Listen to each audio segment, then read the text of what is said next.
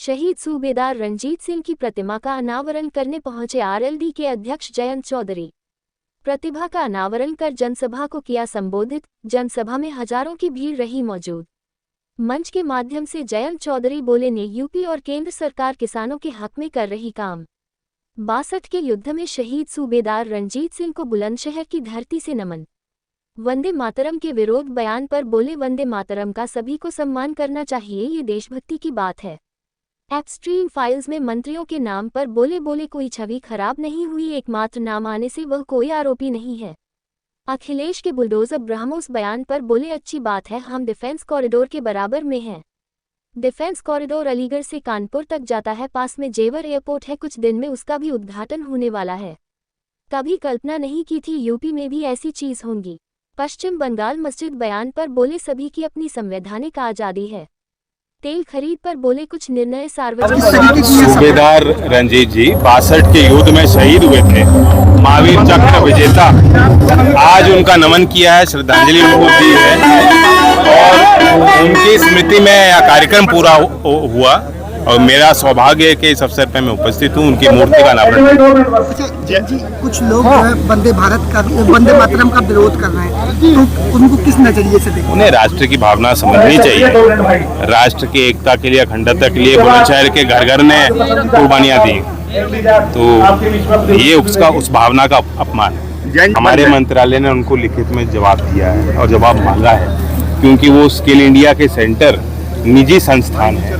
अगर उनको प्रधानमंत्री कौशल विकास में कोई टारगेट नहीं दिया गया तो फिर अगर वो बंद पाए गए तो वो सरकारी संस्थान है।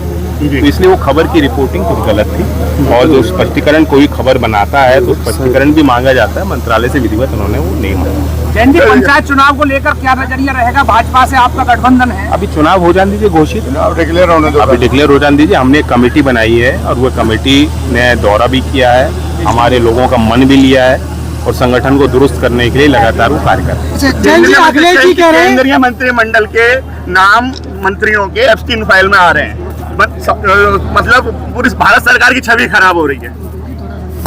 एकमात्र नाम आने से छवि नहीं खराब होगी। क्या संदर्भ है और किस विषय पे उनका नाम आया है? किसी ने कुछ लिख दिया क्या? किसी भी क्राइम में वो शामिल है? नहीं है। तो ये अटकलें लगाई जा रही हैं और विपक्ष का काम होता है, वो अपना काम कर रही है विपक्ष। मैं उस पर ज्यादा और कोई टिप्पणी नहीं देना। अच्छा, अखिलेश जी कह रहे हैं कि पहले बुलडोजर चल रहा था, अब ब्रह्मोस चलेगा, उसको लेके क्या है? बहुत अच्छा है। डिफेंस कॉरिडोर के हम बगल में हैं और ये डिफेंस कॉरिडोर अलीगढ़ से शुरू होता है, कानपुर तक जाता है। नया निवेश हो रहा है जेवर में, आपको पता है एयरपोर्ट का उद्घाटन होने जा रहा है, साथ RRTS का उद्घाटन होने जा रहा है जो मेरठ की कनेक्टिविटी दिल्ली से, और साथ ही semiconductor industry, data centre industry, जो कभी हमने कल्पना नहीं की थी कि यूपी में भी ये चीजें होंगी।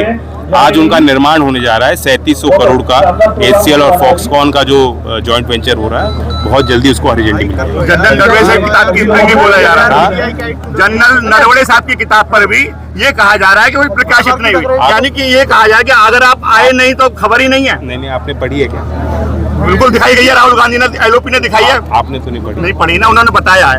अच्छा जैन जी एक बाबरी मस्जिद को लेकर क्या कहेंगे? पश्चिम बंगाल में मस्जिद बनवाई जा रही है। कुछ ऐसे मुद्दे होने चाहिए जो राष्ट्र के मुद्दे हैं, और अगर हम तरक्की करना चाहते हैं तो पुरानी सोच से हमें ऊपर उठना ही पड़ेगा। अच्छा, पश्चिम बंगाल में जिस तरीके से मस्जिद बनवाई जा रही है उसको लेकर क्या कहेंगे? देखिए, हमारे अभिव्यक्ति की भी आज़ादी है, किसी भी धर्म को मानने की भी आज़ादी है, वो संवैधानिक है। बाबर की मस्जिद को लेकर जो है तमाम जो है आपको आपत्ति है क्या? भारत अमेरिका ट्रेड डील को लेकर किसान विरोध प्रदर्शन कर रहे हैं, कलेक्ट्रेट में धरना प्रदर्शन किया किसान यूनियन के बैनर तले। अभी हुआ है डील, फाइन प्रिंट किसी को पता है, क्या प्रभाव पड़ेगा लोगों ने समझा है? नहीं। ये कुछ संगठन है जो अपना नेतृत्व जमाना चाह रहे हैं, वाकई किसान को इससे कोई लेना देना नहीं। कोई बाहर से फसल यहाँ नहीं आने वाली, जिस फसल में उत्पाद में हम आत्मनिर्भर हैं, उससे हम हमारे किसान की उस उपज से कोई मुकाबला बाहर से कोई आप आयात करेंगे नहीं हो पाएगा। $500 अरब का व्यापार करना पड़ेगा, इसको लेकर नहीं, ऐसा कुछ नहीं, ऐसा कुछ वो अपना दावा ठोक रहे हैं जी। हमें अपने सरकार पे और अपने नेताओं पे विश्वास है। तो मजबूरी रही कि सब गेंदे चोले से तेल खरीदना पड़ा, रशिया से बंद कर देनी पड़ी, ये मजबूरी नहीं रही।